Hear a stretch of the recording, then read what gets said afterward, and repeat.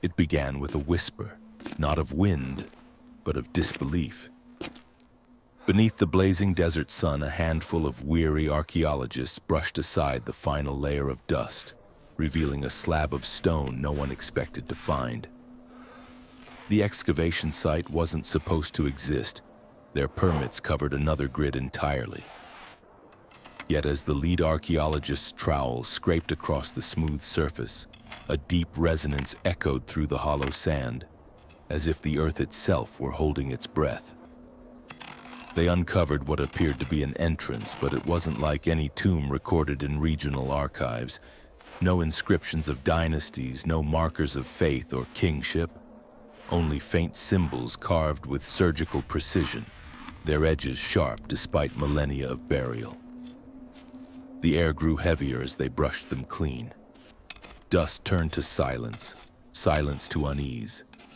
One of the team members stepped back, muttering that these markings didn't match any known ancient script. The characters seemed to shimmer under the fading light, not decoration, but warning. Hours passed before they realized the alignment of the entrance matched neither celestial nor cultural norms. It faced away from the sunrise, buried deeper than ritual ever demanded. Someone had gone to extraordinary lengths not to honor the dead, but to hide them. The deeper they dug, the more deliberate it all seemed. The masonry wasn't eroded by time. It was reinforced, sealed by design, as though its builders feared not what might enter, but what might escape. When the first door gave way, the gust that escaped wasn't air, it was age. A stagnant breath of centuries poured over them, thick with the scent of iron and earth. Their torches flickered, catching glints of gold and obsidian embedded in the stone. One of the crew whispered that they should stop, that they were trespassing on something that had never meant to be disturbed. But curiosity is the oldest curse of humankind. Inside, the chamber walls bore unfamiliar sigils that pulsed faintly in the light. They weren't random. They were precise, mathematical, almost technological. The lead archaeologist stared for a long time, knowing instinctively that this wasn't the past revealing itself. It was the past protecting itself. And as the desert swallowed the sun, he murmured the question that would haunt every member of that team for the rest of their lives. What secret could be so dangerous it had to be erased? In the weeks that followed, whispers of the discovery began to spread, not through official channels, but through hushed conversations in dusty archives and encrypted emails. Every piece of evidence pointed to something that should have been impossible. An unrecorded tomb hidden beneath land that had been surveyed, mapped, and classified for decades. Yet when the team presented their findings to the National Museum, the response was swift and unnerving. Silence. Requests for verification were ignored. Reports vanished from databases. Even the satellite imagery showing the site was quietly replaced with blank desert terrain. The message was clear. Whatever they had found, it wasn't meant to exist. The lead archaeologist, desperate for answers, turned to older sources, the kind buried in forgotten monasteries and private collections. There, amid brittle scrolls and fragmented codices, he found scattered references to a sanctum of silence, a chamber built to imprison knowledge, not preserve it. One record spoke of a temple that had been erased from royal decrees after a blasphemy of stone. Another described a map forbidden to be drawn, its roots cursed by decree of the ancient priests. Each clue pointed toward the same thing, a deliberate attempt to bury not only a tomb, but the memory of it. The deeper he dug, the clearer the pattern became. History had edited itself. Facts were redacted, timelines rewritten. And as the archaeologist pieced together what fragments he could, an uncomfortable realization settled over him like the desert's dust. Perhaps this wasn't a lost discovery at all. Perhaps it was a return. Somewhere between denial and fear, a single truth began to take shape. The world wasn't ready for what lay beneath the sand, and maybe it never would be. Long before deserts claimed the land and wind erased its names, there was an empire that shone brighter than the rest, the Atruvians. They were said to bridge the mortal and the divine, a civilization that mixed the geometry of Egypt, the philosophy of Greece, and the mysticism of Mesopotamia. Their temples rose in perfect alignment with the stars. Their artisans carved metal alloys modern science still struggles to replicate, and their scholars recorded the movements of planets with impossible accuracy. To later empires, they were myth. To those who studied their remnants, they were a contradiction, too advanced to fit the era assigned to them. The Atruvians spoke of a covenant with the light that thinks, a force they claimed granted them wisdom in exchange for devotion. Yet the inscriptions left behind tell of a warning ignored, of knowledge that became too heavy for human hands. Then suddenly history stops. Their cities, once thriving, were abandoned mid-construction. Tools lay where workers dropped them. Statues of kings were defaced by the very artisans who had carved them. There was no sign of war, no mass graves, no slow decline, just disappearance. Scholars through centuries have offered their theories. Some say plague, others whisper of invasion or volcanic fire. The devout speak of divine retribution, a punishment for those who sought to rival the gods. Yet none of these tales explain the final anomaly, the tomb of silence, the supposed resting place of the last Atruvians sealed beneath sand before their empire even fell. Why would a civilization capable of building monuments meant to last forever choose to hide their most sacred tomb and erase every mention of it? What could they have buried so completely that even their gods turned away? In the echoes of their vanished world, one truth lingers. Civilizations die, but their warnings remain, waiting for someone reckless enough to listen. Among the fractured tablets and half-buried reliefs of the Atruvians, one figure appears again and again, always cloaked, never named. Later generations called him Archaeon, though that may not have been his true name. To the faithful, he was a prophet who could speak to the stars. To the rulers, a heretic who challenged divine law. Some inscriptions describe him as the keeper of the breathless flame, the one who built a door between earth and sky. Others portray him as the empire's final traitor, the man who sealed their fate. Archaeon was not a ruler, yet kings feared him. He was not a god, yet priests obeyed him.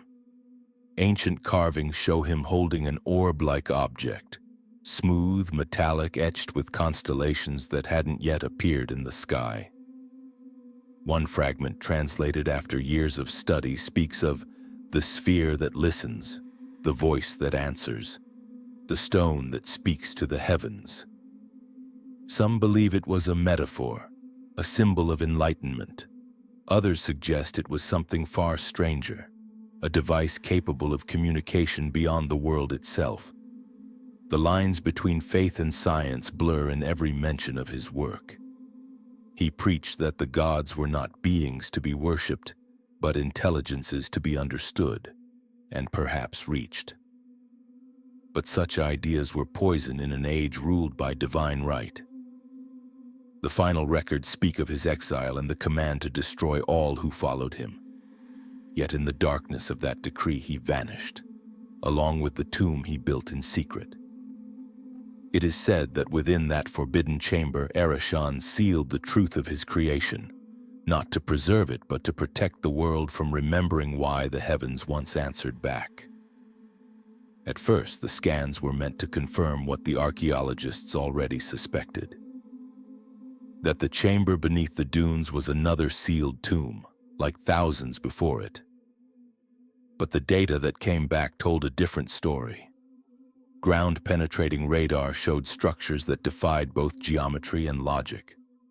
Corridors forming perfect harmonic ratios, chambers arranged in spirals that echoed the Fibonacci sequence. Even stranger, the readings revealed dense material pockets, metallic layers that shouldn't exist within sandstone.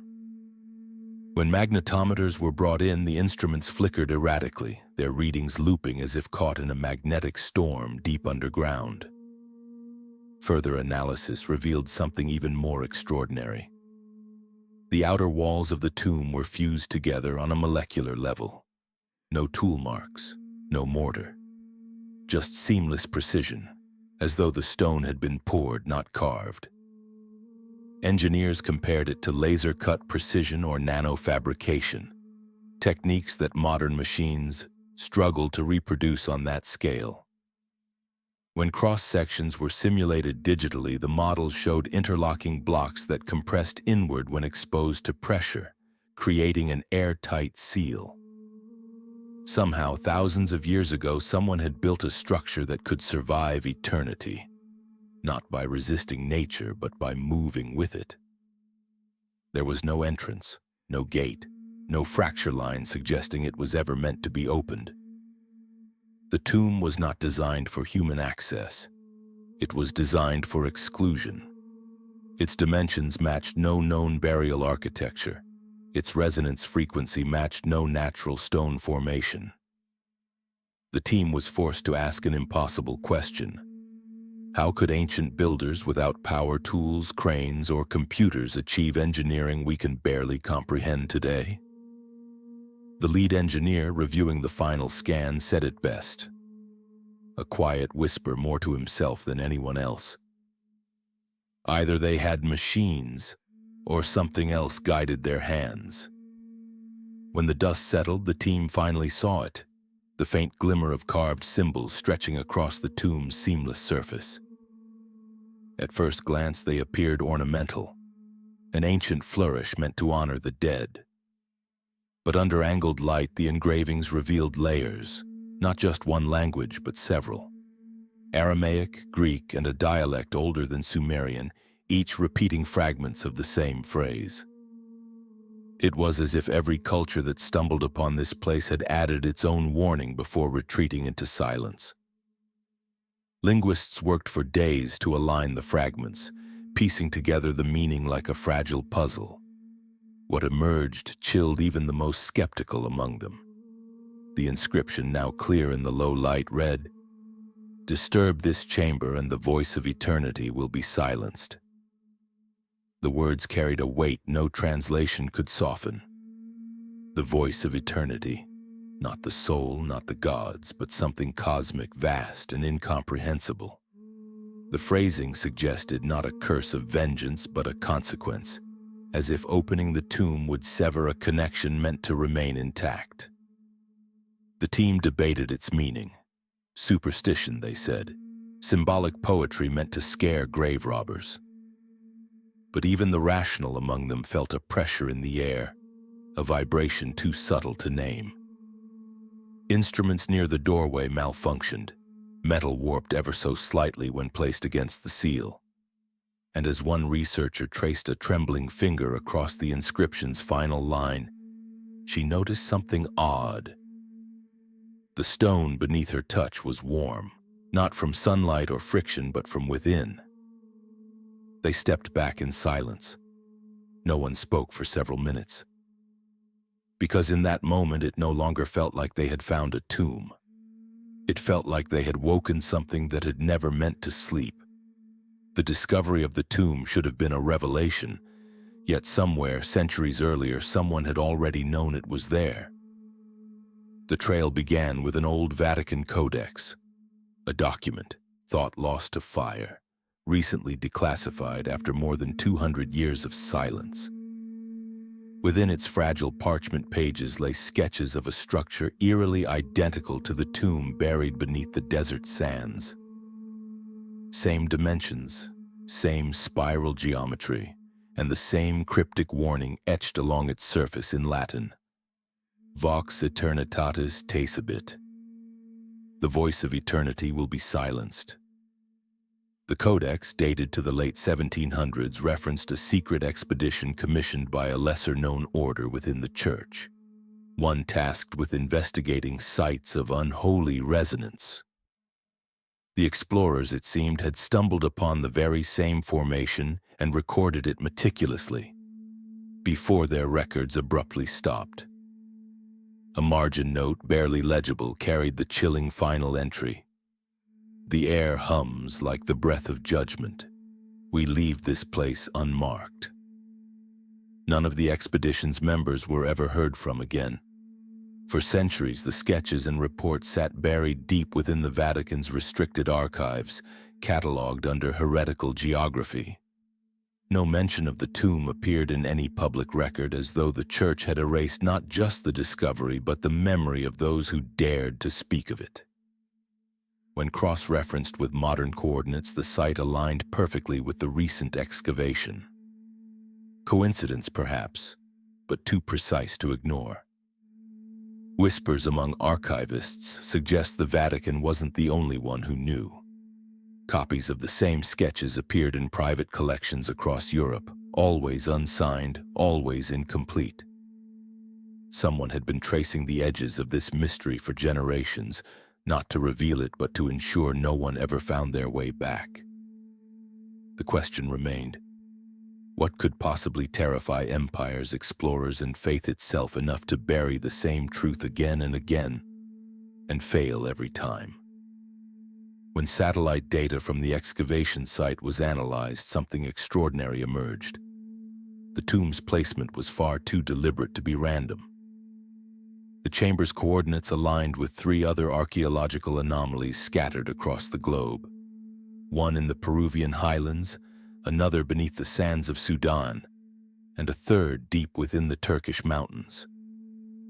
When mapped together, they formed a near-perfect triangle, one that mirrored the layout of Orion's belt. Astronomers confirmed the alignment wasn't coincidence.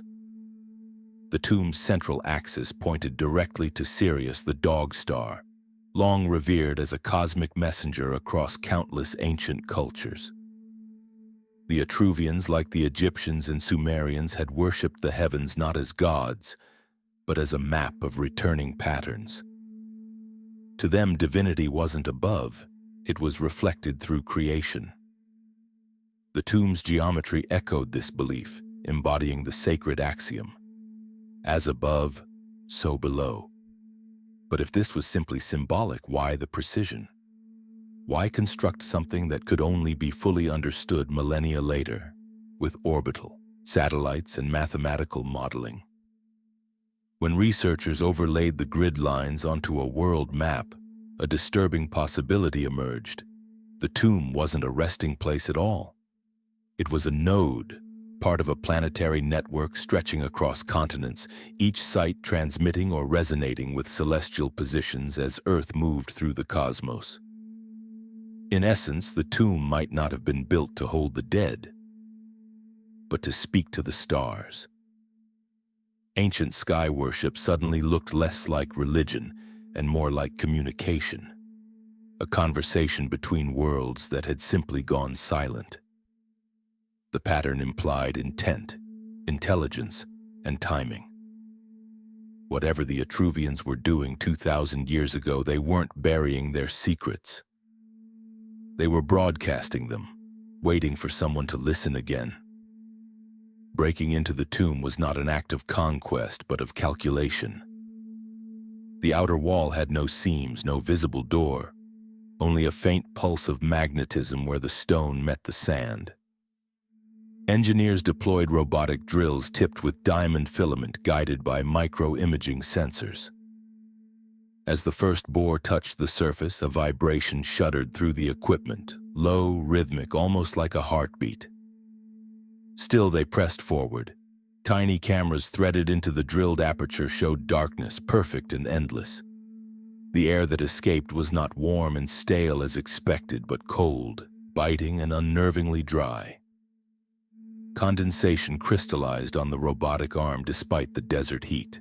Every clang of metal echoed for several seconds longer than physics should allow, as if the sound were swallowed and returned by something unseen. After 12 hours of delicate excavation, the team broke through to a chamber beyond the wall. Anticipation rippled through the crew. Treasure, relics, The camera's lens blinked into the void, only to reveal emptiness. Smooth, untouched stone stretched in all directions. No inscriptions, no sarcophagus, no offerings. Just silence. The chamber measured too perfectly to be coincidence. Its geometry matched the outer structure but inverted, as though it were a hollow reflection. Radiation sensors detected mild electromagnetic interference, yet nothing physical justified it. The void was not absence, it was intention. A decoy. One of the archaeologists whispered, half in awe, half in dread. It's a trap for curiosity. They had expected history's treasure room and instead uncovered history's warning. An empty space built to mislead, to delay, to protect something deeper. And behind one unremarkable wall, a hairline crack shimmered under infrared light, an anomaly barely visible but deliberate. Beneath it, something waited, untouched for millennia.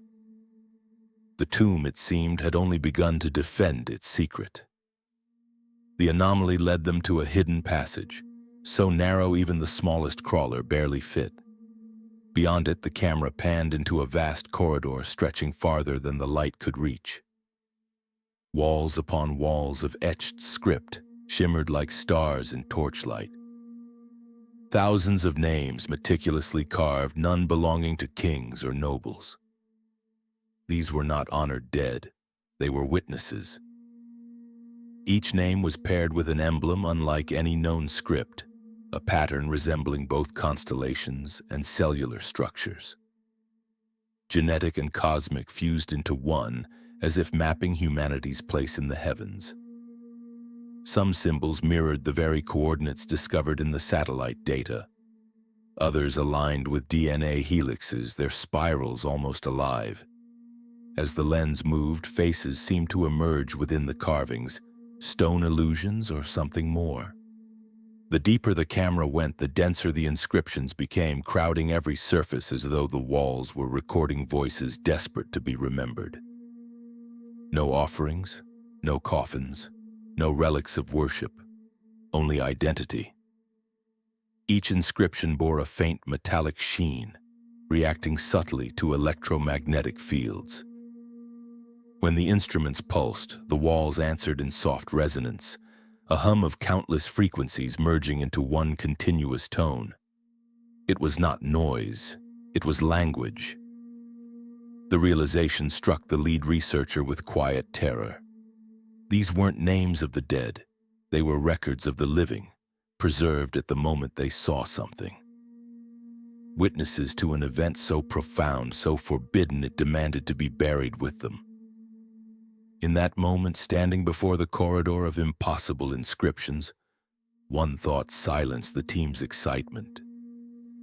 This wasn't a tomb honoring the past, it was a warning to the future. Every name was a message from those who came before, etched in stone so the next ones to arrive would understand exactly what they had seen, and why they should never look again. Beyond the Hall of Names, the passage narrowed again, descending into a silence so complete it felt alive. The air grew denser, colder, as though each step pressed deeper into the lungs of the earth. At the end of that descent stood a vast chamber, perfectly circular, carved from stone darker than night. And in its center rested the impossible, a monolith-shaped sarcophagus cut from a single block of obsidian so flawless it seemed to devour reality itself. Even light refused it. When the team shone their lamps across the surface, the beams vanished. No reflection, no texture, no shimmer. Just pure absence. It's like staring into the concept of nothing, one of the engineers whispered. Sound died there too. Voices dulled, footsteps faded. Instruments placed near the sarcophagus lost signal entirely. Magnetometers failed. Ultrasonic scanners returned only static. Whatever this thing was, it absorbed not just light and sound, but information. Spectrographic analysis later confirmed it didn't match any known mineral composition. Its molecular structure was crystalline, yet amorphous, almost fluid, as if it existed between states of matter. Radiation readings fluctuated with each lunar cycle. One physicist described it as a perfect black hole pretending to be stone. The carvings around it weren't funerary. They were equations, spirals, ratios, celestial maps. The sarcophagus wasn't made to entomb a body. It was built to contain something. And when thermal scanners detected faint internal heat, the unease deepened. Whatever lay inside wasn't inert. It was awake. One researcher, watching the readings spike and fall in rhythmic patterns, murmured what everyone was thinking, but no one dared say aloud, "This isn't from here. It never was." And somewhere in that pitch-black, reflectionless surface, a faint vibration began, a pulse that seemed to echo the beat of the human heart. When they finally opened the sarcophagus, the world seemed to hold its breath. The lid, impossibly heavy, slid without friction, as if guided by unseen hands. Inside was not the mummified remains they expected, but a gleaming object suspended within the void.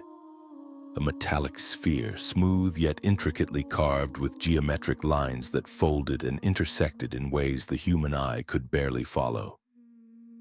It pulsed faintly like embers beneath glass. The device was small enough to cradle in both hands, but its presence filled the room. Scans revealed no seams, no joints, no discernible power source. The alloy composition defied classification, neither terrestrial metal nor meteorite. When struck by laser spectrometry, it absorbed and re-emitted frequencies in patterns resembling prime number sequences. It was as if it responded. Inscriptions across its surface formed fractal patterns, spirals within spirals, mapping not constellations as they appeared in the ancient sky, but as they would appear thousands of years in the future. It wasn't looking backward, it was looking forward. The debates began instantly. Some claimed it was a tool of communication, a cosmic transmitter. Others argued it was far more, a storage vessel for consciousness, or a relic capable of altering magnetic resonance across vast distances. Every hypothesis seemed to brush against myth. The most chilling theory came from a linguist studying the Atruvians' final texts. The word they used for the object didn't mean relic or artifact. It meant heart, the heart of the sky. Maybe it was a machine. Maybe it was alive. Whatever its nature, one truth became unavoidable. This was no funerary chamber. It was a vault, built not to honor the dead, but to imprison something that still remembers the sound of creation. The first sign that something was wrong came quietly. Hard drives failed overnight. Files that had been backed up twice simply vanished. The team assumed corruption, until they realized the same thing was happening across every device connected to the project. Reports disappeared from university servers. Even the excavation footage stored on an isolated external drive showed static where the artifact had once been visible. Then came the leak. A short clip, 13 seconds, surfaced anonymously online. Grainy, under red emergency lighting, it showed the metallic sphere pulsing like a heartbeat. As the light shifted, its surface glowed faintly, emitting geometric patterns that rippled in sync with inaudible frequencies. And then, just before the video cut, the image distorted violently, as if space itself were folding inward. Within hours, the clip vanished from every platform. Only screenshots remained. Governments issued statements of denial. The excavation was reclassified as a restricted zone for safety. The media labeled it a hoax, though the scientists involved were ordered to silence under non-disclosure agreements they never signed. Institutions withdrew funding, journals pulled pending papers, and suddenly the greatest discovery in human history became a rumor. But suppression breeds curiosity. Each layer of secrecy only amplified the noise. Data analysts traced the clip's metadata to servers tied to multiple intelligence agencies. Some suggested it was damage control, others whispered it was containment. The lead researcher, now discredited, summarized the chaos best. The more they hide it, the louder it becomes. And somewhere deep in the desert, the tomb's excavation site was quietly sealed again. This time not by stone, but by men who feared that the past had finally started speaking back. Within weeks, those who had touched the artifact began to change. Some fell ill without diagnosis, skin cold to the touch, eyes dilated in perpetual night. Others spoke of dreams where they were no longer themselves but watched from behind unseen eyes. One technician swore he heard whispers through the static of broken equipment, fragments of words in no known language. At first it was dismissed as stress, but the accidents began. A researcher vanished during a solo night shift. Another was found days later, repeating a single phrase in Atruvian dialect. It remembers. The artifact itself was sealed, yet instruments still detected fluctuations, pulses timed with human heartbeats even when no one was near. The press called it hysteria. The church called it a test of faith. The scientists called it unexplainable. But to those who were there, it felt like something older, an awareness pressing gently against the edge of comprehension. Maybe it wasn't a curse. Maybe it was a safeguard, one final defense left by the Atruvians to ensure that what they contained would never be understood, never replicated, never freed. The deeper they searched for answers, the more reality itself seemed to unravel around them. And somewhere beneath the hum of failing machines and restless minds, the artifact waited, patient, silent, and perhaps listening. When the dust of chaos settled, what remained were the carvings, the strange geometric inscriptions that no one could quite explain. At first, linguists treated them as abstract art or ritual markings meant to decorate sacred space. But when the epigraphers digitized the engravings and ran them through pattern analysis software, something impossible appeared. The sequences translated into binary, ones and zeros, a digital logic, thousands of years before computers were even imagined. The lines weren't random. They formed recursive loops, nested commands that repeated with mathematical precision. When decoded, they produced oscillating patterns that mirrored the electromagnetic pulses detected around the metallic sphere. It was as if the symbols were both language and circuitry, designed to be read and activated. Some argued it was coincidence, nature's geometry mistaken for intelligence. Others disagreed. The deeper they analyzed, the clearer it became that the inscriptions carried syntax, structure, even correction markers, an ancient version of programming. But what was it meant to do or say? One translation attempt produced a phrase, fragmentary but haunting. Do not divide the light. Another line followed in perfect binary symmetry. We became the echo of what we built.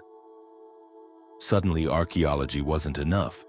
Physicists, cryptographers, and theologians joined the investigation, each trying to explain how a civilization 2 millennia gone had embedded logic that mirrored quantum computation. Some said the Atruvians weren't encoding data, they were encoding consciousness. The question changed. It was no longer what the tomb contained, but who it was meant to reach. Were the Atruvians trying to speak to us across time and extinction?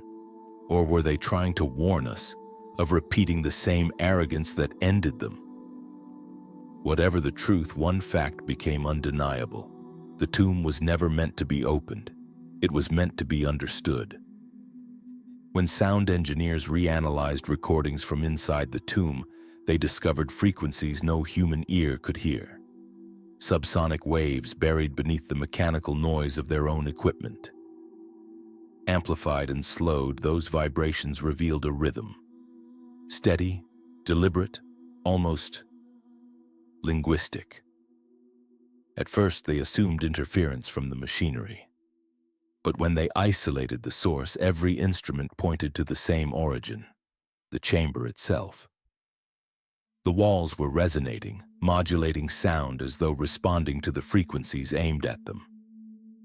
When filtered through audio reconstruction software, the pattern became chillingly clear.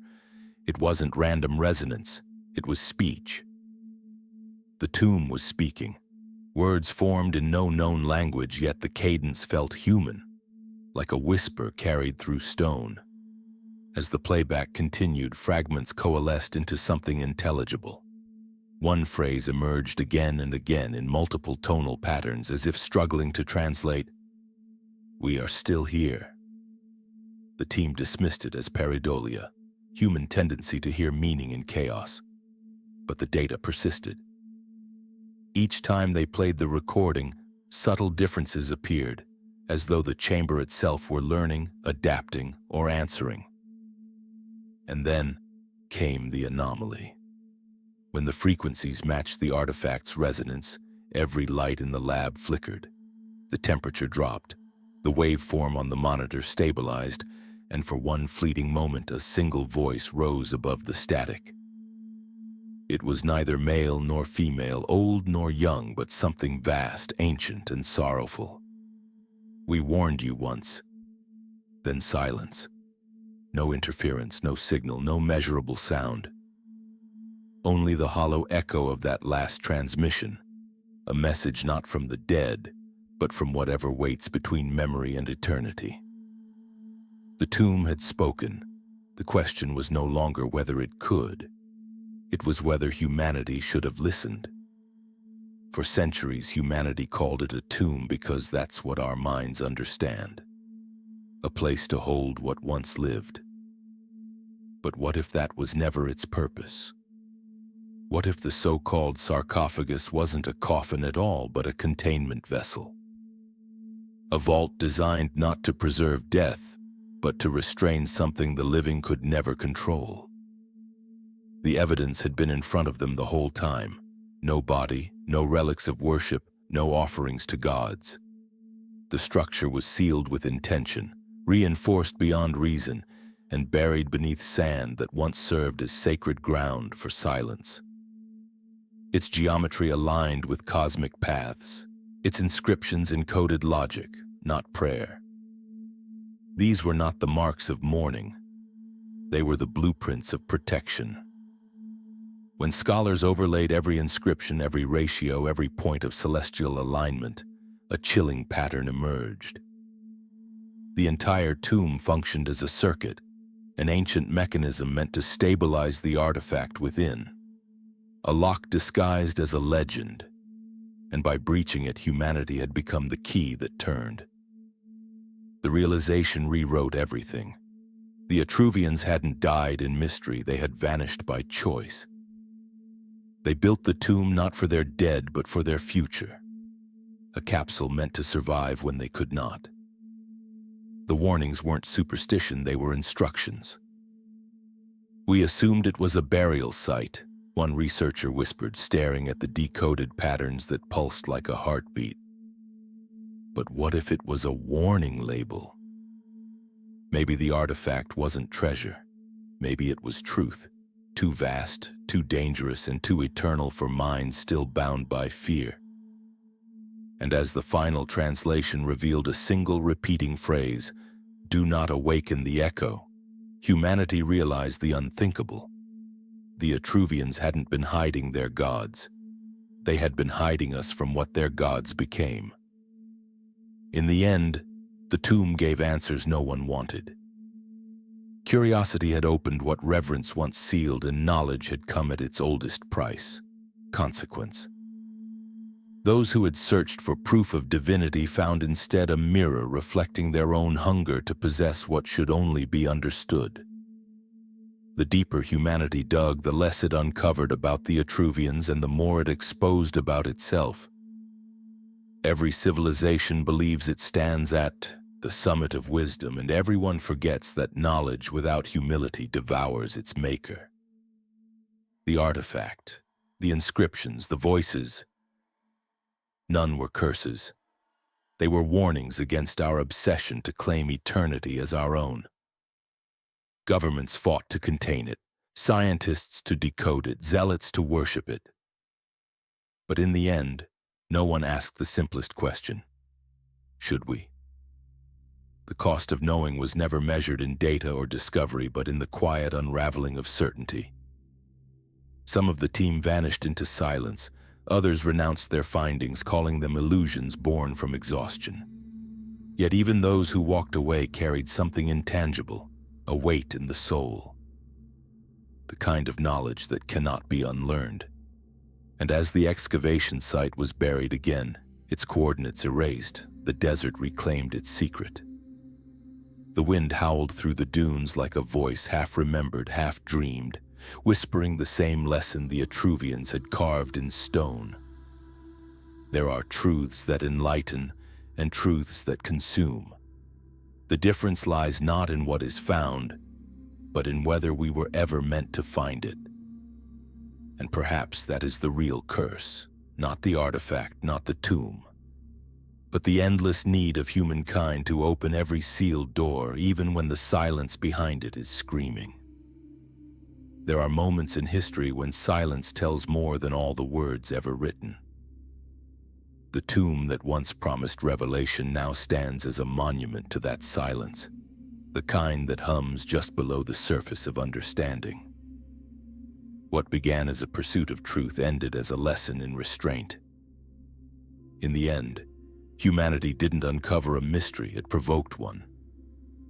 Across the world, forgotten tombs, sealed chambers, and erased monuments wait beneath layers of time. We call them relics, ruins, curiosities. But perhaps they are mirrors. Each one reflects the same pattern: civilizations rising toward enlightenment, then burying what they find when the light burns too brightly. The sands of time are not just eroders of knowledge, they are its guardians. Archaeology, we like to think, is an act of remembrance. But what if it is also an act of intrusion? What if the reason history whispers instead of shouts is because it's protecting us from what we are not ready to hear? The silence of the Atruvians, the secrecy of empires, the missing archives, they all converge on one truth. Some knowledge is not lost. It is ignored. Willfully, mercifully, perhaps even wisely. For every door we force open, there are echoes behind it reminding us that curiosity without wisdom becomes its own kind of blindness. And so, as the desert reclaims the site and the winds cover the tracks of those who dared to disturb the dust, one thought lingers like an unanswered prayer. Maybe history isn't silent because it's forgotten. Maybe it's silent because it remembers too much. Sometimes the silence of history is the only thing keeping us sane. Dawn breaks cold and colorless over the endless dunes. The excavation site is abandoned, or nearly so. A lone archaeologist kneels at the edge of the tomb, his brush sweeping gently over the stone that swallowed centuries. His colleagues are gone, the funding withdrawn, the coordinates erased. Yet he returns, drawn not by science anymore, but by something deeper. Guilt, perhaps, or reverence. The sand shifts in the wind, whispering against the rock like the faint murmur of a sleeping giant. Beneath his fingertips, the carvings still pulse faintly, the patterns almost breathing in the rising light. He pauses, sensing it, a tremor, subtle but undeniable, coming from within the earth itself. The same rhythm the sensors once recorded. The same pulse that had haunted every dream since they opened the chamber. He leans closer. The silence thickens, pressing against his ears until even the wind disappears. For a heartbeat, the desert seems to inhale. Somewhere deep below, a sound stirs. Not mechanical, not natural. A resonance, a memory. The archaeologist freezes, his eyes wide. He whispers the words carved long ago, barely audible over the trembling air. Do not awaken the echo. The ground stills. The wind returns. The desert exhales. He brushes the last grain of sand from the tomb's surface, his reflection swallowed in its black stone. And as he stands, the camera pans back, a speck of humanity framed by an ocean of dust and time. The voice of the narrator fades in, calm and solemn. Maybe the tomb was never meant to be opened. Maybe the real mystery is why we can't stop trying. The screen fades to black. Only the whisper of the wind remains, like history still speaking even when no one listens.